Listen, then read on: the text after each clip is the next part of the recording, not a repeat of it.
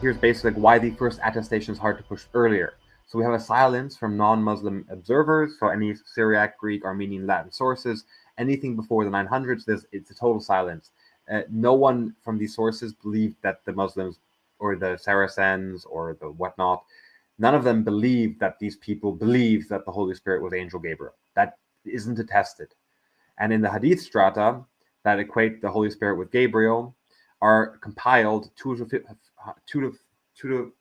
to 300 years after the Hijrah, i.e. the same generational window as Yahya and Mutakil that we saw that earlier in the manuscripts.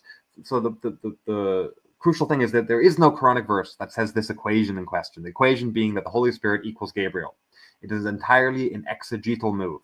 The earliest documentary paper that we can see with our own hands and eyes, the sentence that Holy Spirit is Angel Gabriel, is actually 11th century document. So now we're in like the 1020, right? We see that on the actual document we have is in St. Petersburg and parchment from Abba al-Jafar. That's the earliest actual manuscript we have to attest the belief of the Holy Spirit being Gabriel as existing at all. So we're like, what?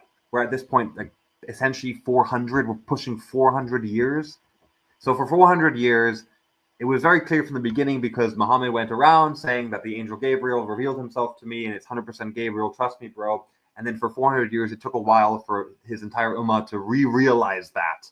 Like what? No, what's more likely that happened is there was a kind of theological movement that was occurring at the time of this Inquisition, which rendered the uncreated Holy Spirit into something created for whatever reason, whether it was simply to simplify the monad theism, or whatnot. But what we can say for sure is this idea is way late.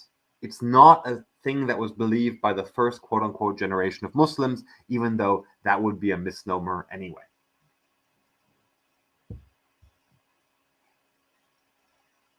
Right.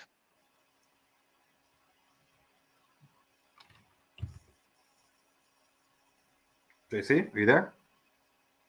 I think I lost you there for a minute, but I think you're back. Yeah. Okay. When would I cut out? I just stopped talking. I don't think I cut out. No, okay, fine. So everything is very, very late. That's actually kind of like we look at the attestations of the people believing that the ruh, the spirit, was Gabriel. It's happened so much later, and it's been for 400 years or more between people really start to join those dots. I never actually thought about it in the way that you actually phrased it, but so yeah, in theory, according to the Standard Islamic Narrative, Muhammad is walking around telling to people, hey, yes, the Holy Spirit, yes, is this man that looks a lot like the Hiya. Don't worry, he is the Holy Spirit and he's the angel and he's Gabriel and he's all of these things. And everybody understands that. But then for 400 years, it looks like that is not attested in any other sources. When we look outside of the Standard Islamic Narrative, John of Damascus is not talking about this, and certainly he would have. Leo XIII is not talking about this, and certainly he would have. When we get to Al-Kindi in the mid 800s plus, he says, oh, well, there was this guy, and they also called him Gabriel, and also they called him Faithful Spirit. And it's like, that looks like they were going through a transition to go from there are two different characters, Holy Spirit and Jibril, and then at one point becoming the same. And Al-Kindi is giving us like the step 3 out of 5 during that transition. And we are already either in the late 800s to early 900s. So of course, the Quran always said those words, and this is what we have been discussing in all of these shows and all of the videos and so on. The Quran says a lot of things, but what we read is something different. The Quran did talk about the Holy Spirit from the very start, and it still does to this day, except that the meaning, when it was first written, was, uh, keeping it simple, something very similar to what the Christians believe, very associated with Isa and these sort of things. But Yeah, well, I then wouldn't say that close to what we believe because, I mean, what we're dealing with here is an entirely different branch of theology. Essentially, like this is a branching before any kind of branching could be conceptualized. Like in our understanding, if we have the Great Schism in 1054 or whatnot, I forget the exact date, but like this is the first schism in a sense. There was a schism between the Gentile Christians and the Jewish Christians. who were then ran out of Jerusalem by Hadrian, and then were dispersed around, and they held on to their particular theology, which was very different, actually, to the point of denying the Father as the begetter, because they don't look. Here's the thing: the terminology of Father would fall out of fashion, especially over hundreds of years of having this theology that the Holy Spirit is the mother and the begetter of the Son, and therefore, how exactly is the relationship between Son and Father really working that well?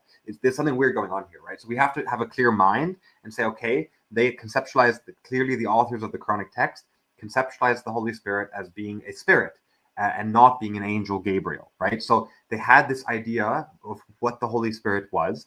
It is most likely in line with what the Nazarenes and Ebionites were sort of believing about the Holy Spirit, that being that it's the essence of God, and God begets the Son through his essence, and sort of like the way that we have in like the filioque debate of, oh, the Catholics say that the Son, through the Son does the Holy Spirit proceed. Well, they would have a totally flip on their head. They have their own version of the filioque in some sense. Their version is that it's through the Spirit, right? So they would say the Son is begotten through the Spirit of God, and therefore you have a totally inverted ad intra Trinity, right? So they had a Christian-esque view of the Holy Spirit. It was more so in line with sort of standard sort of Judaic exegesis and interpretation on what the Holy Spirit is, if the Holy Spirit is a who or if it is a what,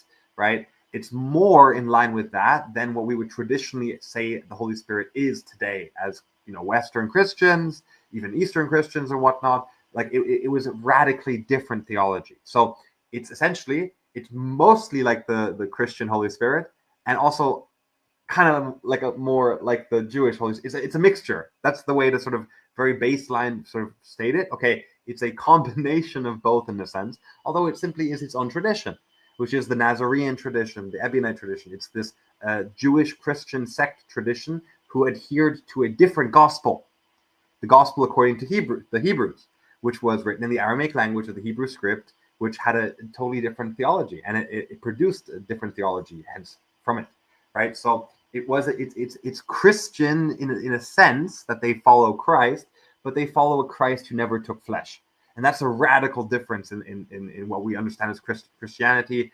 From Nicaea onwards, they would reject Nicaea, I think, because we have the incarnation. Whenever the incarnation became dogma, they would have rejected that, right? Because they believed that the Christ was the Spirit which dwelled within Christ, dwelled within Jesus, right? So Christ dwelled within Jesus rather than Jesus being the Christ. So they reject Paul, they reject the Western Roman Catholicism, right? And they have their own tradition. So this is coming from that perspective. It's important to note that. So you have to look up, the beliefs of the Nasara, the Ebionites, the Gospel according to the Hebrew tradition. You got to research this kind of stuff to get a gist of the kind of background and tradition that the Quranic author would have come into writing the text with. Yeah, when you said actually the word Christianesque, that actually expressed very well what I was trying to convey, which is it is something like Christian-ish. It's like we would recognize it ish, but we would know that it is just wrong. But instead of trying to get into exactly what they thought about it, just trying to give that view. And also another thing that you have said, and is the key takeaway, is when this was written, Gabriel was not the Holy Spirit. They had a view of the Holy Spirit, and like us, like you have said, like a Christianesque view. But if we were to say bring that exact belief back to life, because we find like a manual where they actually wrote it down, 1400 years ago, exactly what they thought the Spirit was. If we read that now, we would say, wow, these people are hardcore heretics. It's like absolutely not. So they would still recognize the Holy Spirit as something that is not Gabriel, and it is not the Jewish belief of the Holy Spirit. It would be something, let's say, between the two, somewhere in there, between the Jewish view and the Christian Orthodox view, and somewhere very, very loosely in there. And we would recognize those as highly heretical. But the key takeaway, it was not Gabriel, and 400 years, or rather in the process between 200 years after there's still nobody is making the connection between Gabriel being the spirit, which means the spirit meant something very different to begin with. We look at the hadith and they seem to also be a little bit confused as to what the stories people are narrating are about. And it is only much later, way after Al-Kindi, that they crystallized the new belief. And it has been, they've merged the whatever it is that they believe about the spirit with Gabriel, with everything else. It's almost like they just couldn't understand it anymore and said, no, let's go down this path. And I could understand why that would happen naturally, because if they were speaking with Christians, they would be in trouble. Even John of Damascus, in his documents, he said, uh, for as long as you think that Jesus is the Word and the Spirit of God, he has to be divine, because otherwise you would say that God is without his word and without his spirit, so you are in trouble. So they would have had lots of these conversations when people were talking about the Holy Spirit according to the writings, to the Quran or Furqan. They would not be able to defend it against Christians because they would use those sort of lines. It's like, yes, but you're saying it's the Spirit of God, so if he has to be part of God, sort of. So I think it would have been kind of like a mess, but hopefully we've made a good show showing that the link of putting Gabriel with the Spirit only happens much later. Obviously, those names appear in the Quran, but they meant something very different. And when they are building the Standard Islamic Narrative, which takes a really long time, the story is changing and changing until it ends in what we have now, which is very different to what the authors of the Quran intended. Right? Would that kind of summarize it somewhat? Pretty much. So that's what we've been doing for the most part here in the series has been cutting the fat. So we're looking, okay, we have all this baggage that is the Standard Islamic Narrative, and now we're trying to, so, okay, we're looking at the text. We're going to start with the fact that there is this baggage. We're going to address it and say, okay, we have this interpretation of the Standard Islamic Narrative. That's how you're meant to read it. Now let's try to read it without that baggage. Let's just read it for what it says, and then we read a different meaning to it. It's not what we're told, right? Where you're told the Holy Spirit is Gabriel, Holy Spirit is Gabriel, Holy Spirit is Gabriel. But when you look at the text, turns out there's no indication from the text that this is the case.